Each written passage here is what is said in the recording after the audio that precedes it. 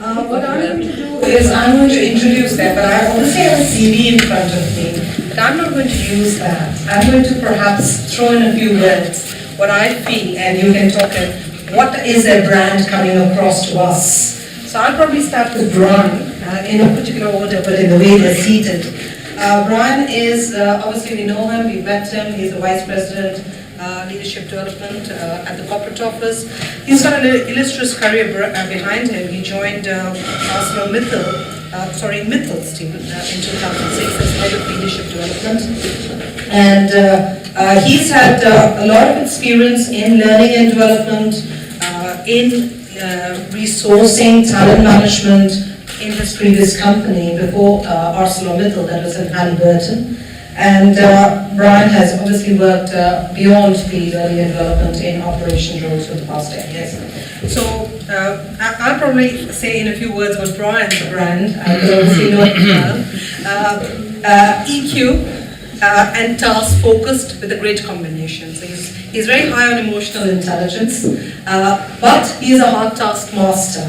So sort of that combination of the F and the M that we were talking about.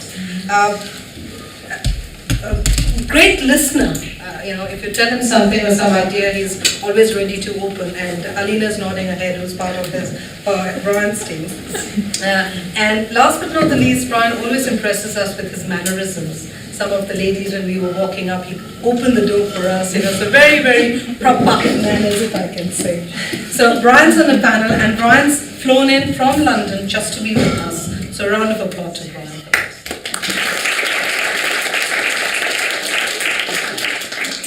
I hope I get your pronunciation right. I practice it, I promise.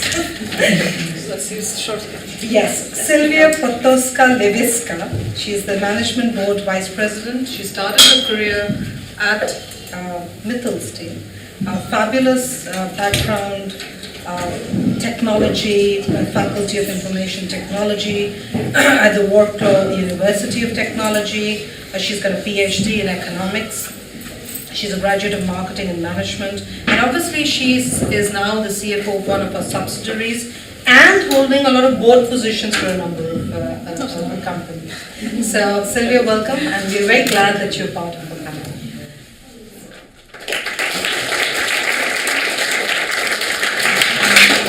Hannah Chubanova, my colleague in ArcelorMittal. Hannah is, she's from Ostrava. I mean, most of you know her. She's one of the women who's risen up through her talent and dedication, and a fabulous career in the IT department in Ostrava.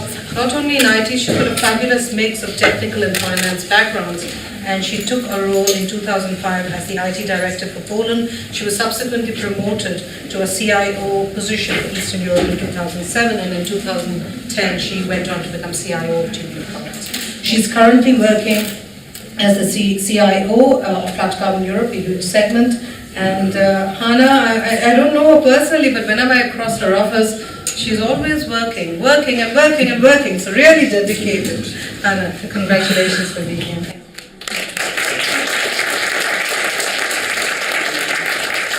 And last but not the least, obviously we've had Sanjay. Sanjay has been a sponsor, and he's a member. Sanjay and Brian are both members of the Global Diversity and Inclusion Council. Great support from him. And some of the words, obviously I'm not going to talk through his career. He's got an illustrious career in the aluminium industry, thereafter in Mittal Steel, 2003 in Romania, 2005 thereafter in Poland, then Czech Republic, and obviously he is a CEO now for Flat Carbon Europe and the Management Committee of ArcelorMittal. Sanjay, obviously I can pick up a few words to describe his brand. Multicultural, decision maker, he likes action, he's very open, great communication, and you've seen that. He comes across as very, very sort of humane person when he talks. And Sanjay, thank you very much for hosting us.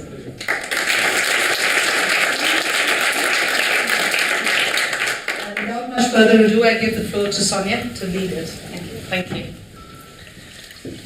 So just so that you know the format for the next 45 minutes to an hour, we're going to spend around 5-7 minutes hearing from each of our panellists, sharing their stories, some of their advice, some of their tips. And then when we come across to Sanjay, Sanjay is going to share with us, I'll ask some questions, but really around who Sanjay's role models are and how they've influenced him in terms of his career. So with no further ado, I will hand across to Brian to start us off. Thank you. So hello again. Can I not use that? No, it's okay. That's great. Yes, Brian Callaghan. Sapna said I joined Mittal Steel in January '06. That was an interesting decision for me because I was working for Halliburton Company. I've been there for 10 years. I was the head of talent management, global head of talent management. And my boss at the time was putting a bit of pressure on me to move my family to Houston in Texas. My daughters at the time were at a critical stage in their education, and my wife and I talked about it, and we didn't think it was the right thing to do at the time. So I got a call from a headhunter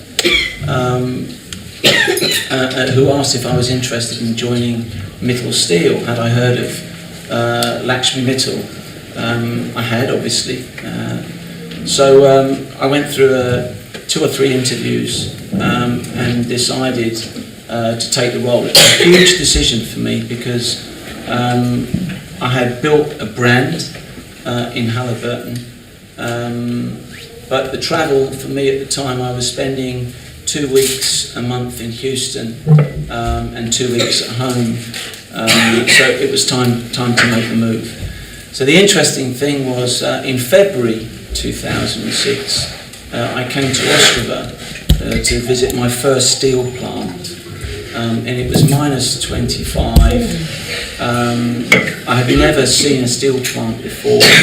I was given a tour. It was interesting.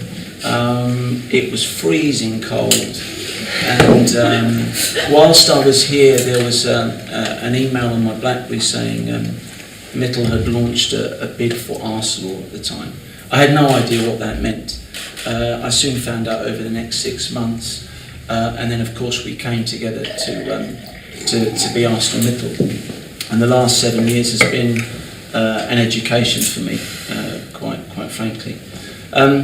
Prior to that, I'd spent a number of years in different learning and development roles, but I made a decision. I think it's about 20 years ago now. I was working in a local authority in London. I had gone from being a facilities manager, and I went into contracts management, and I was on a training program, not dissimilar to this. It wasn't all women, of course. And I was feeling a little stale in the job that I was doing, so I spoke to the trainer and asked her just to take a look at my resume, and she said, "Have you ever thought about going into training?" And I said no. She said, "Because there is a position in our organisation for a performance consultant for Europe and Africa." So I went for a couple of interviews and I was very fortunate to take that role.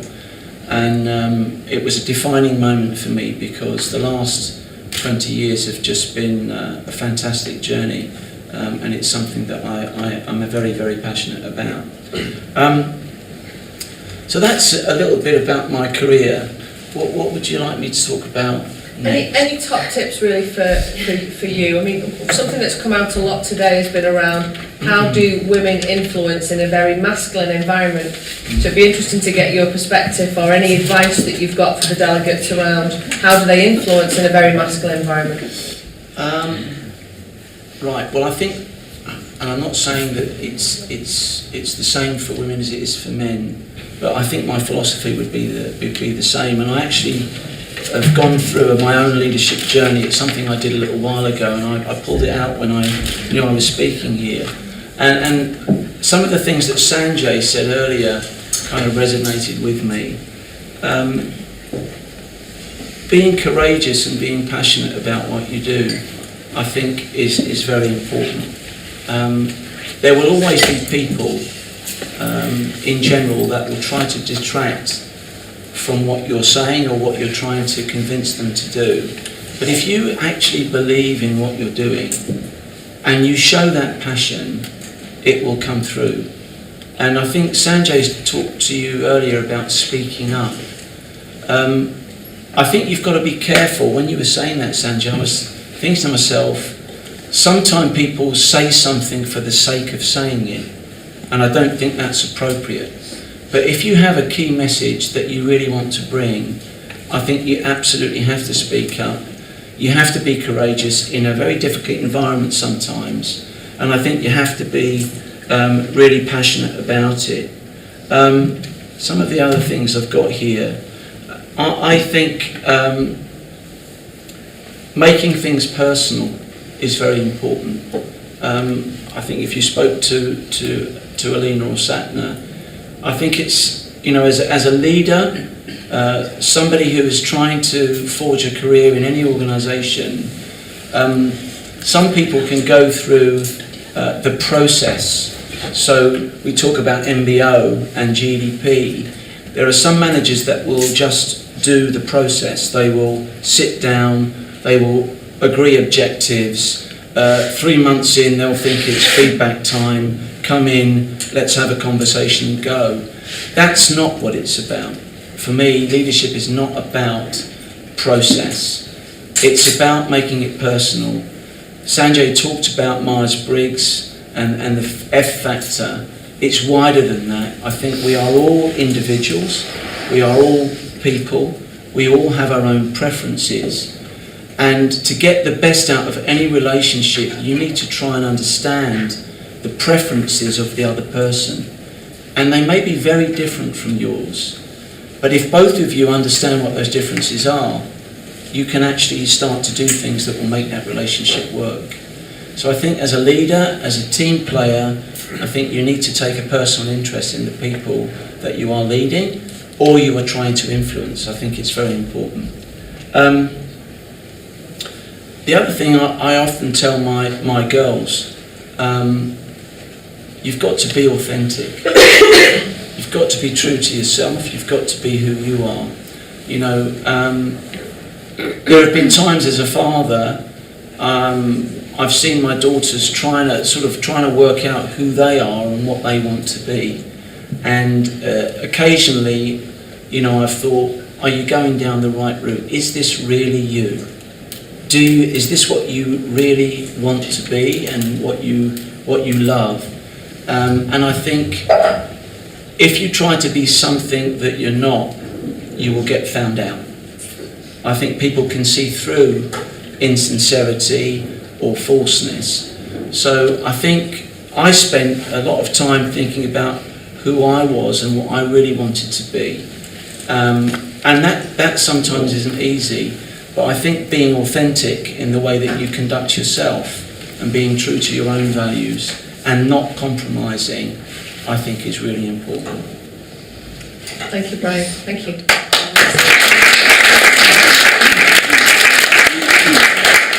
If you could move across to Sylvia. Thank you. Hello, ladies and gentlemen. To be true, Brian told almost everything what I wanted to tell. Sorry. Because I can only tell you that it works, what he told us.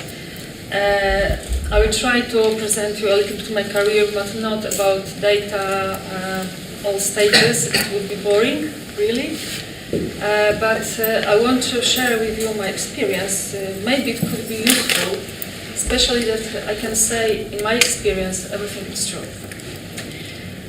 So let's try to present you. First of all, I want to please excuse me for bad English, poor English, but I will try to be understandable. So in my professional journey, I was trying to find a job which fit my personality. So I changed job several times. I started being a sales representative. It was an exciting job, but I don't like competition between people. I felt my competitors on my back. It was horrible.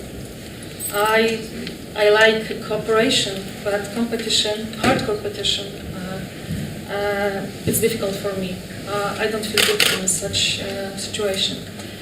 So I got proposal from my clients, go to HR department in KGHM. It's a global Polish company. So I moved. I took my family, my husband, my son, and we went to another city. I started to work in HR department as you, Agnieszka. But it was interesting to support people in their development, but it was not for me. After several months, I felt I exploded. So I tried to find something else. I found announcement for investment project department in another company from the KGGM group, and I applied. I was felt like lemming, really, because I was not experienced. I had some theoretical knowledge from university, but I felt that it's something for me, and it was true. My boss talked with me, and I was enthusiastic. I was self-motivated, and it was just for him. So we started to cooperate, and to be true, he was visionary. So he only showed me and to my colleagues, everyone had separate projects. They showed only us directions, and the rest was on me. It was completely greenfield project. My job was to find and to establish new company, new plant to reprocess dangerous wastes. So it was not easy, but fascinating. I had to investigate Polish law in environment area. I had to investigate business possibility, and except of that, I was possibility to talk with local society, because this plant should be somewhere, and it was in fact inside of the city. So it was interesting experience. One day we had meeting with local society, and I was in front of wall of angry, nervous people. And to be true, I remember till now such experience. And after that, it was much harder, believe me. Maybe I was naive, because I believed that they should consider what they want to tell me, what they want to show. Probably I was the only one who wanted to hear them, to consider it. But it was interesting experience. Now I was the CEO of this company, new established company. It was very interesting, but after several months everything was established. So they had technology, all improvements, all team people, and so on. So everything was done. I got proposal to work in corporate governance in company owned by Huta Katowice. We supervised dozen or more subsidiaries, so I moved again. It was interesting, but once restructuring of steel branch in Poland started, I felt that this is the end of my company. So I tried to look for another job, and I applied to previously PHS. Then it was a company created to merge 4 Polish steelworks. Then it was acquired by Mittal, and then ArcelorMittal. So I applied, and being director, I applied for a specialist position. It was completely no problem for me, but I felt that it is for me. So I tried. We work, and as in previous job in this greenfield project, I can tell you that it was a very important time for me, because that time I understood that being very engaged, very self-motivated, you can do almost everything. So I was supported by my boss.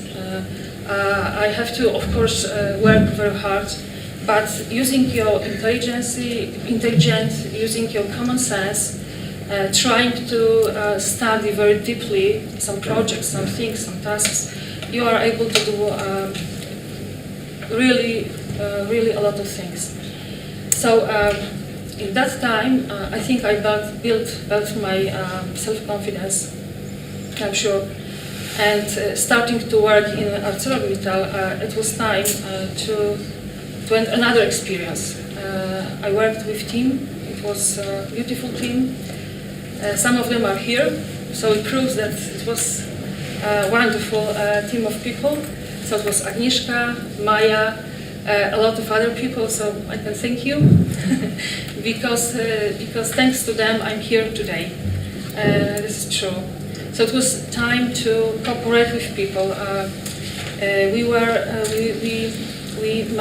carry out a lot of difficult, demanding projects. We did a lot of completely new things in ArcelorMittal. But what is very important that I was supported by team. And I was supported by our bosses. So thanks to this, we carried really a lot of projects. So people were engaged, self-sufficient, independent, intelligent, very creative. So I think this is the key to make your professional life interesting, to make a sense of your professional life. So as Brian mentioned, for me, my work was always hobby. Although I'm skiing, diving, what I do next, a lot of things. But for every day, my work is my passion. That's true. Of course, it's important not to hurt your family. So for me, it was very helpful that I didn't need to spend too much hours in the office, to be late hours. So I could make a lot of things at home. In the evening, my sons slept, so then I could do a lot of things. I could consider, prepare, read something, learn, and so on and so on. So I like it. That's why I can say it's my passion. What's important? Very first step, jump in my career was I was proposed to take position as a CFO in Steel Profile. So again, Sanjay, thank you very much. It was an opportunity for ArcelorMittal, and it was absolutely a difficult decision for me. And maybe it can help you, but I was again felt like lemming. The boss told me this is time for more responsible job, and I told him sorry, but I have no skills enough, no knowledge. This is a public company listed on stock exchange. This is a very serious job, and he told me you are ready. So I trust him. And to be sure, the first 6 months was horrible. It was so high stress for me, never again in the life. And it was enough that it was May 2008. My first task was to prepare hedging strategy. I never heard about hedging, currency hedging. I never observed what is the currency. That's the market, but it was no time to cry, no time, to think about myself. Company had some losses because of currencies, so I need only a few weeks to prepare hedging strategy and to implement it. Of course, I prepare it together with people in Steel Profile in my company, and we implemented it. It was just on time because you remember. June, July, financial crisis started. Financial markets almost collapsed. So we always observed, what about our banks? Do they deal or bankrupt? So it's horrible, but interesting from now looking at that time. So that time for me, it was next stage. First of all, I told you, be aware that you are able to do a lot of different, difficult things. Then, second step, it was cooperation with team and bosses. And third step, it was install profile when it was time to make decisions. And now I can tell you that from my experience, I think that this is important to use your common sense. Yeah, I think you don't need to be Superman or Superwoman. Absolutely. My philosophy is be good enough. So first of all, understand very deeply. I can tell you that in such financial crisis, it helps us to survive because I am the very ordinary person. I need to understand. So I try to understand everything, to study deeply, and I never do things I don't understand. That's why sometimes maybe I question some stupid questions, maybe. But I think we don't need to be Superman, Superwoman. Yeah, we must use our common sense, sometimes our heart, first of all to understand, secondly to judge, and then try find solutions. Sometimes you need to go to your boss for help, for a piece of advice. I think it's very important to feel that you cannot find solution on your own. This is time to go for help. It doesn't mean that you are not able to do, that you are not good. This is very, very important, I think, from your point of view and from the company point of view. Feel when you need help. Piece of advice. Let's go for this. In the stock profile, for me it was time for decisions, for be aware of my weaknesses, strengths, something like this. So maybe this gives you some added value. Thank you very much, Laura.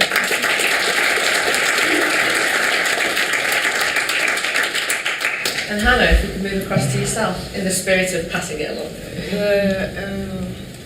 I didn't change so many companies like Sylvia. Basically, I'm 30 years in one company. Next year it will be 30 years, even if company changed name many times. I started in Nova ArcelorMittal Gotthard, and through Panel, through Mittal Steel, it's ArcelorMittal. My background, as it was mentioned, is IT, but I work in finance, and it helped me a lot, finance and as well as technical department, which helped me a lot to understand the view from the business side. And then to be back in IT, I think I could speak with business on their language to be their partner. And when I was thinking about some key events that have influenced my career, so there aren't many, but I will mention some of them, some of the key. The first was Mr. Kovacs told me go to Poland after the privatization and set up IT department there, like it's working in Australia. And thanks to that, I met many important people there. Sanjay is one of them, and then he was my boss in Australia. Mr. Augustin, who is now CEO of Long Carbon Europe, I worked for him. He was CFO in the time in Poland. And of course, Mr. Batagar, who told me, Hannah, it would be good if you will be CIO for Eastern Europe. Eastern Europe is, in that time, it was Poland, Romania, and Czech Republic. So there were the key steps, and key influence in my career. And I'm pretty sure that due to Sanjay, I'm also there where I'm now, as a CIO for Flat Carbon Europe. The another points which I would like to mention, which was very key for me, it was agreement in family, because I think we are mothers, we are wife.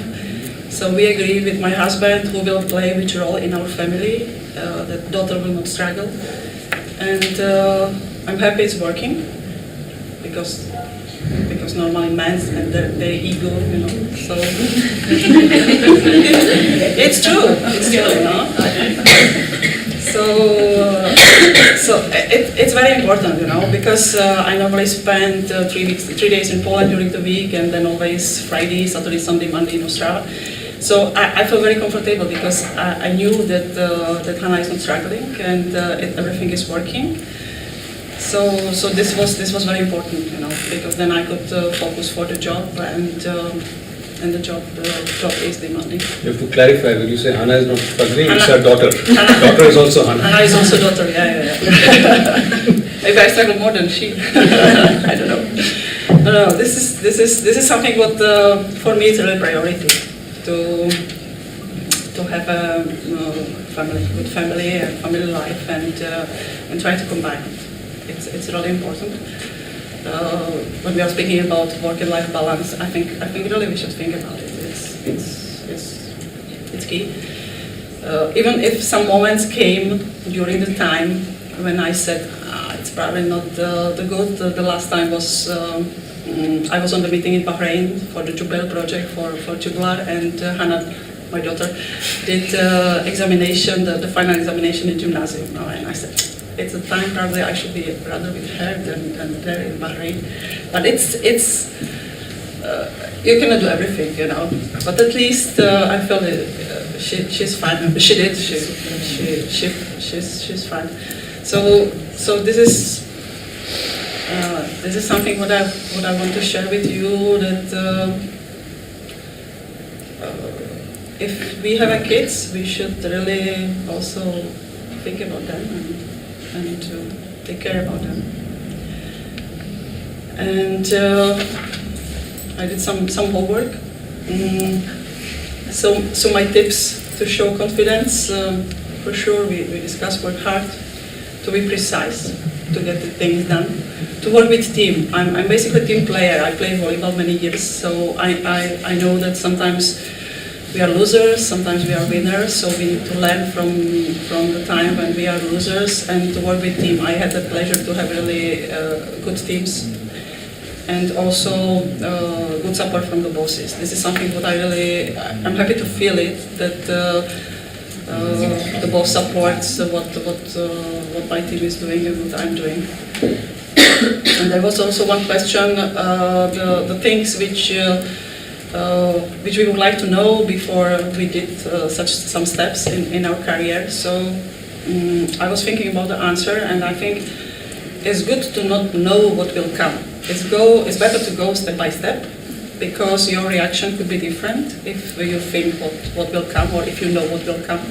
So it's better to really go step by step, and to give the task which you will reach, and then to give someone another task and to follow. And this is what I wanted to share. Thank you very much.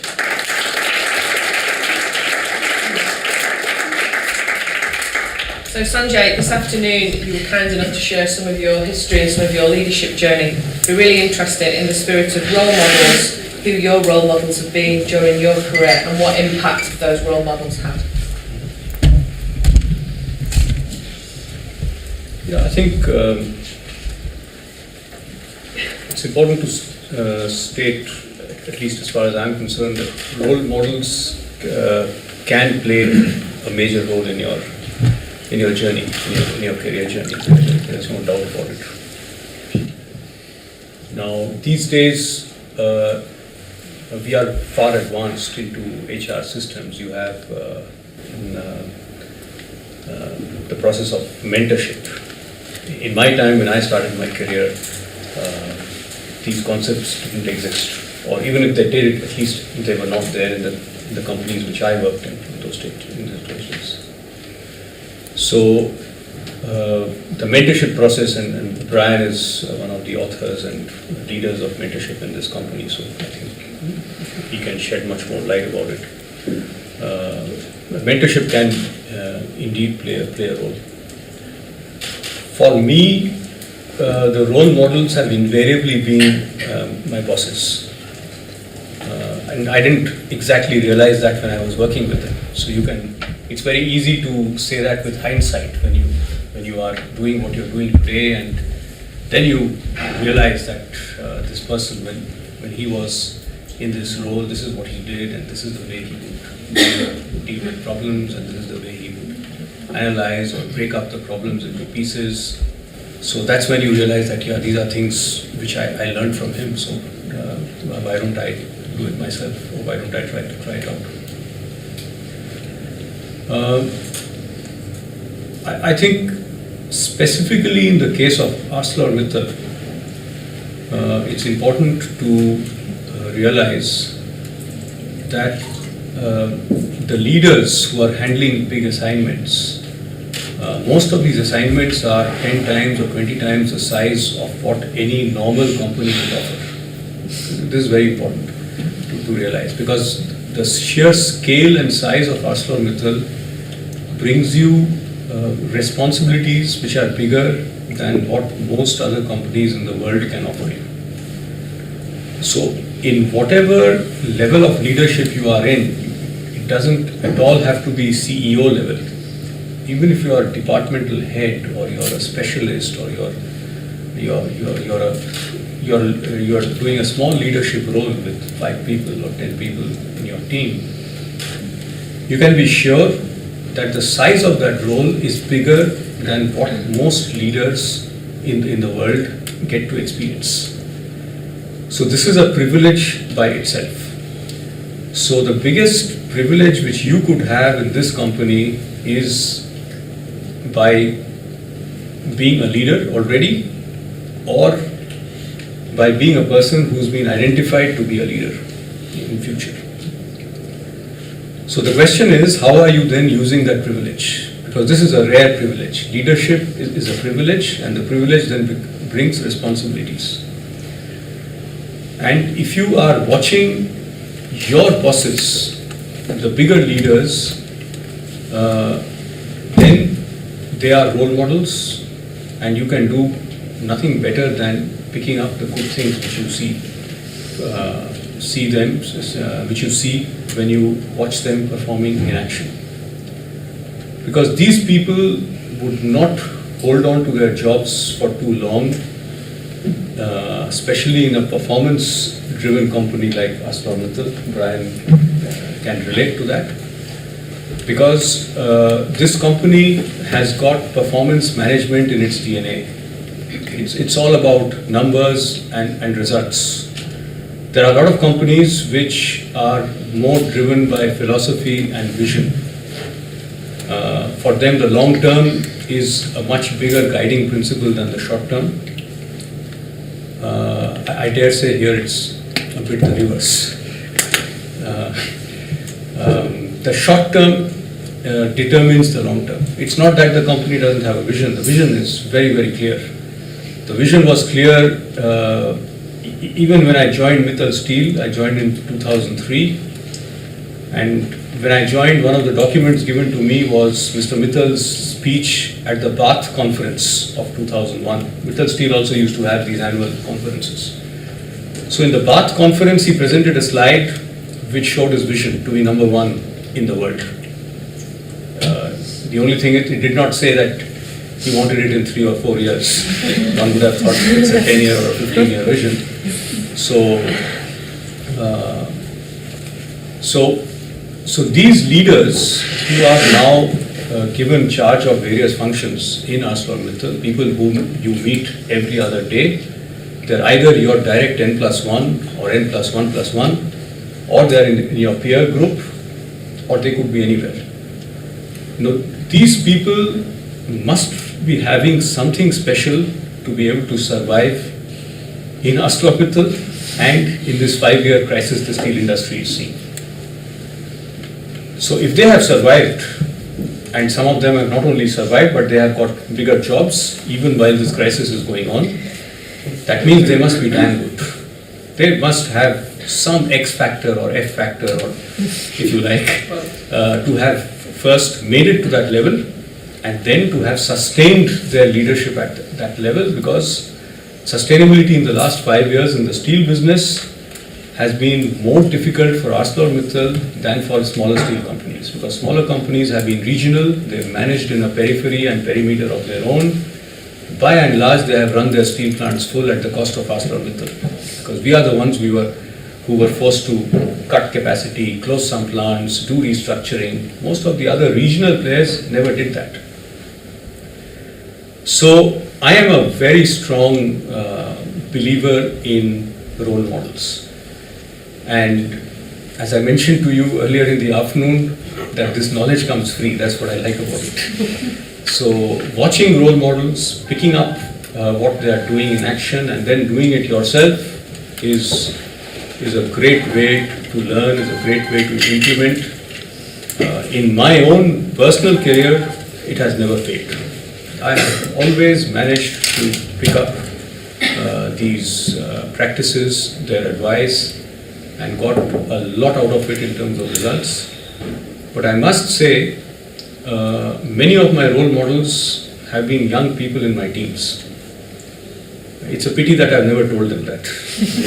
Maybe I should have. It would have motivated them much more. But when I meet young colleagues, mostly this learning comes during the half year and the annual interviews when I'm asking them, so how did it go, what went well, what went wrong, and what were your big challenges, and how did you overcome them. Invariably, I come across great examples of creativity and innovation. They don't talk much about it, or they don't get the opportunity, so we don't get to know so much about it. But looking at those notes, and then I compile those notes at the end of the year or half year and make my own target plan or personal improvement plan. It's amazing how much even young colleagues who are still learning, who are growing, can bring in, because they are observing other role models. It's not necessary that they are all brilliant, as Sylvia said or Anna said, that you don't have to be Superman or Superwoman. But all these people are going through the same process of learning. So when you ask them these questions, they share very candidly and very honestly. So they become role models as well. So for me, I've never really had to look beyond my own organization for role models. They've come wherever I have worked, in whichever country I've been. And the big leaders in these companies which run on size and scale, if they didn't have that something extra, the X factor or the F factor, they wouldn't have been there. So, Thank you very much.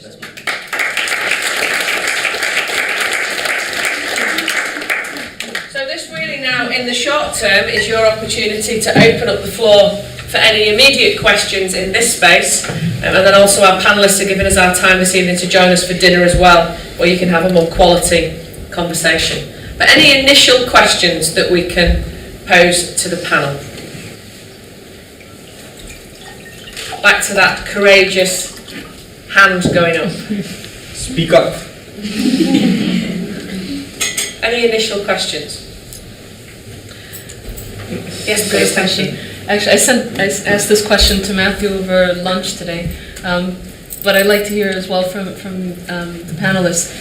In your career, was there a moment that you at the time considered an absolute failure, but then now looking back, that was the best failure for you? Brian, would you like to kick us off? Lots of failures. I was made redundant once, and the way it was done was appalling. We were on the floor, and you had the big boss in his office, and the floor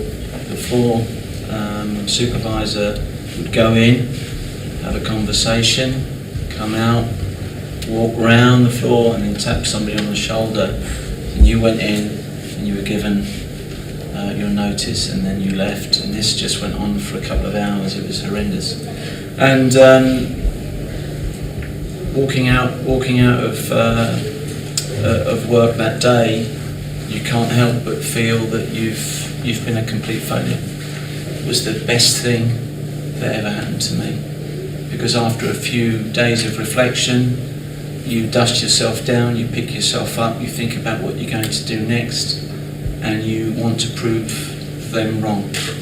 And I would say, I'm very happy where I am today.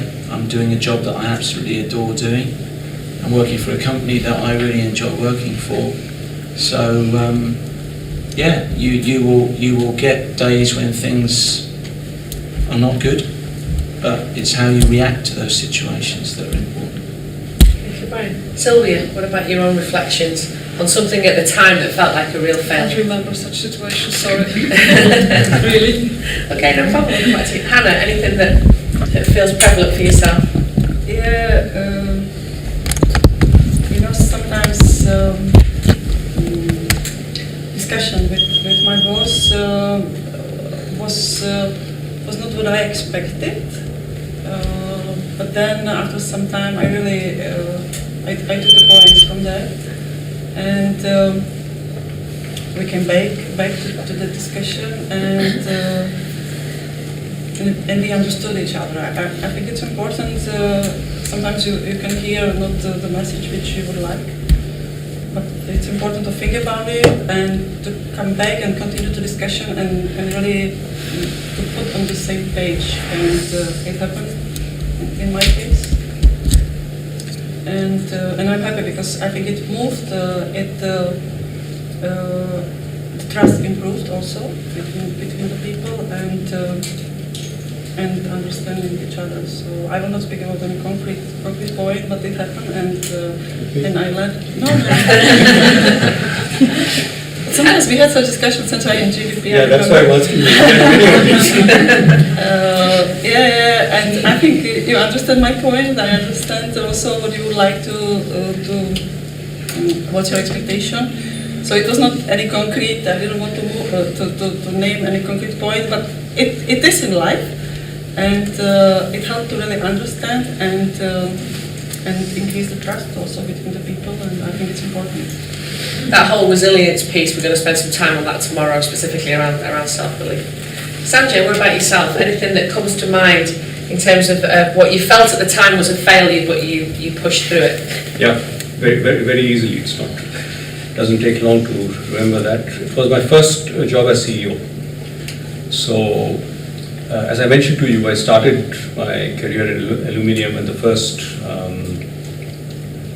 18 years were all in aluminium and all in the commercial world, sales and marketing. I started my career in the commercial area, and after this long, and I was pretty convinced that my career lies in the sales and marketing area. I never really saw myself as a CEO. And then suddenly this opportunity came, and to join a company as CEO. It happened to be the very first company I worked for as a management trainee, so the same company called me back. So it was a great offer. And within a week of taking on that position, I realized how lonely this job is, because all problems land on the table. You can't pass it on. And the new aspect of this job, which caught me completely unaware, was HR, managing trade unions, managing stakeholders, managing people. And I thought I was a complete misfit, so I went back and told my wife that this has been the wrong decision. So let's go back to what we were doing. That offer is still on. They want me back. So, but eventually, I think again my wife had a great role to play to convince me not to quit so early. And there onwards, the learning process started. So I survived in the company for about a year and a half, and fortunately I got another job in Mittal Steel and I was able to come out. But then when I came to Mittal Steel, again I took a step back in my career, because 1.5 years of CEO, I thought this is enough, I'm not made for it. So I stepped back again into a CMO role, joined ArcelorMittal Romania as CMO for 1.5 years. Came to Poland again as CMO, and after ArcelorMittal happened, I was after the merger, the CMO role became bigger, so I was CMO of Eastern Europe. I was quite happy with that. And then came the job of CEO of Strava. So when I took the position of CEO of Strava, this time I did not have a problem. because what I learned from that failure, it resonated every day. Every day I could remind myself that these were the mistakes I made. I did not engage with the trade union, so one of the first things I did here was to engage with trade union, engage with stakeholders. That became for me a bigger priority than the business itself. And from there started the passion of HR and people. But if I had not gone through this terrible experience of having failed and stepped back with, of course, an intention to step forward, I guess my career would have gone in a different direction. Thank you. So let me open it back up for any further questions. So something that's come out today whilst we've been talking, and one of the core objectives for many women in the room this morning is around that whole piece around self-belief and self-confidence. We're really interested to get any advice or any guidance that you can give everybody in the room about how you keep that inner self-belief. How do you maintain that self-belief even in tough times and times of resilience? Certainly something that's been on people's agenda during the course of today. So maybe Brian, are you happy to start us off?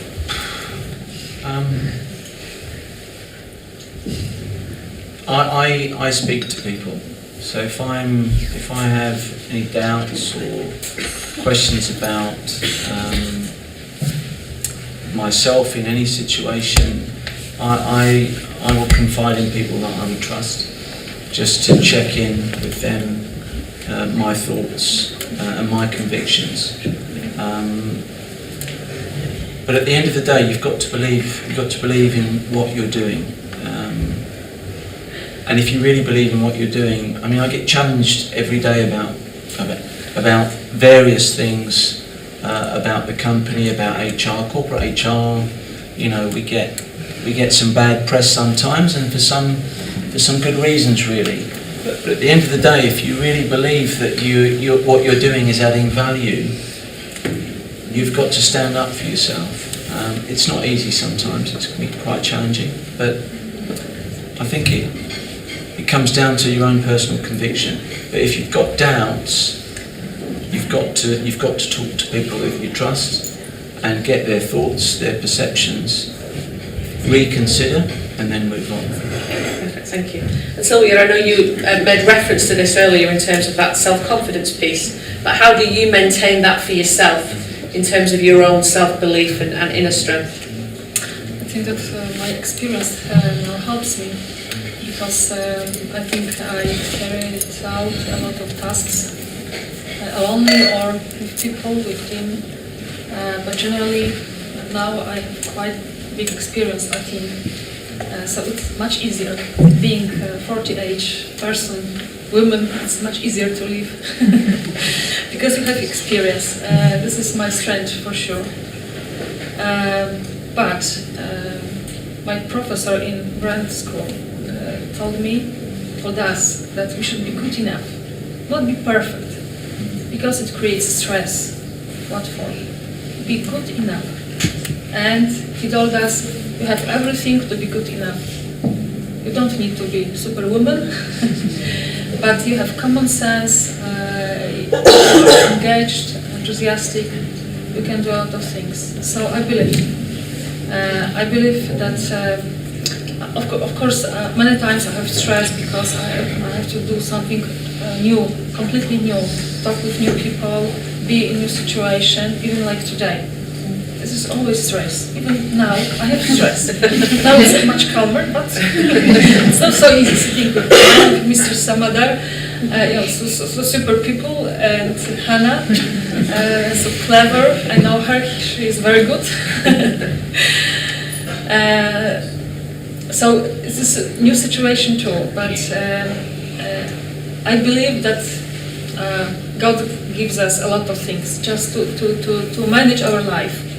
So be engaged, trying to be professional. So try to use a common sense, try to investigate thoroughly, and something must happen. You can find solution, maybe not today, maybe tomorrow. You don't need to know every questions, every solutions. I have a lot of such situations that I can't find a solution. But one day, second day, I'm thinking, I'm cleaning something, cooking, and now, wow, yes, that is. So, be calm, wait. I think we should give time for us, not be so nervous that we should gain something now, today. Be just calm. Thank you. And Hannah, good feedback from Sylvia. So what about yourself? How do you keep that inner self-belief that keeps you calm and keeps you balanced? Yeah, Brian and Celia, they mentioned it. I would just add that it's important to brainstorm with your team, to know the opinion, to understand, and then you can create this. You can believe that what you are doing is really how it should be, or the best what you can do, and. We don't know by ourselves, so I think it's really important to share with him and brainstorm with him. Also, it's good to have support from him. He understands what we are doing, and the time is coming when really it's good that if you are on the leader position to really say thank you to your people, and it's good to also hear from your boss. I think it's important and speak with people and really to feel that they are satisfied and you are also satisfied from them. So a real confidence booster by using the energy of your team and working with your team. Okay, thanks. And Sanjay, what about yourself? How do you keep that self-belief?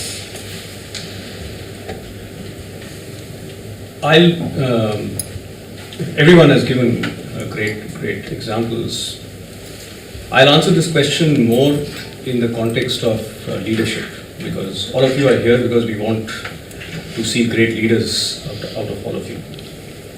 Now, the self-belief and the confidence will bring you to a level where you want to be.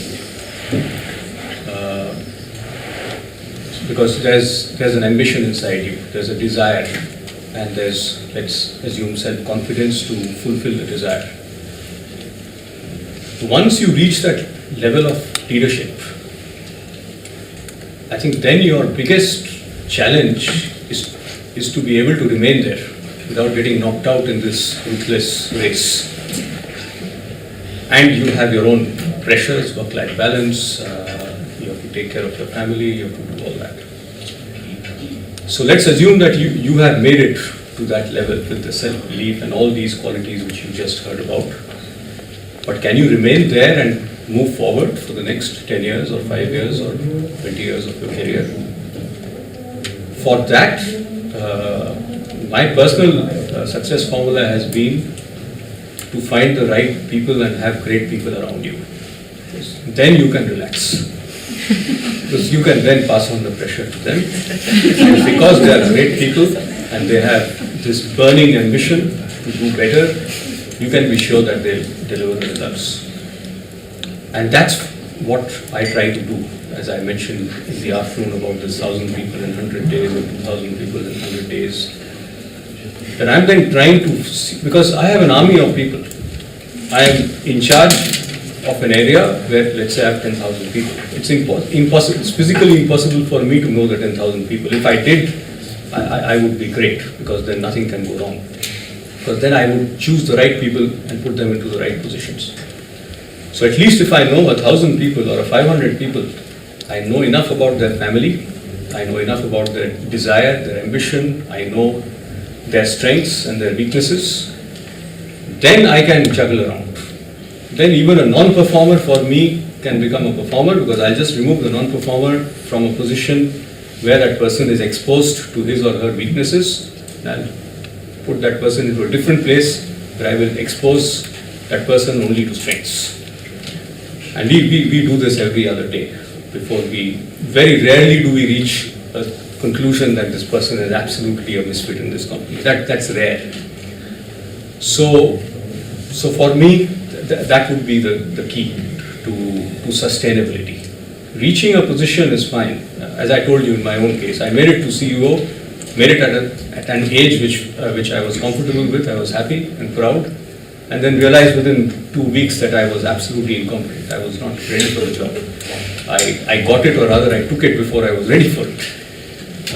But as you move up in leadership, you will discover that you can buy machines, you can invest, you can fix equipment, but you can't buy people. You have to search around, you have to look for the right qualities, and they will not come and tell you. The CV will not tell you what they have and what they don't have. They will tell you all about their academic curriculum and experience, but you will not discover from the CV what you really want to know. So if you can spend enough time with your people, with your colleagues, then you are giving yourself that extra X or F factor to stay or to move up. Because this journey is all about leadership. You want to lead. You want to lead bigger and bigger teams. You want to reach the top of the company. So if you have that aspiration, then confidence will bring you there, but something more, the knowledge of people around you will hopefully not only keep you there, but take you higher. Thank you. So I'm conscious now that it's just gone 7:30 and what we'd like to do is move across for dinner. So if we could just say a massive thank you for sharing your stories and your insights, and we'll get more of that over dinner in a more informal environment. So just initially, thank you very much.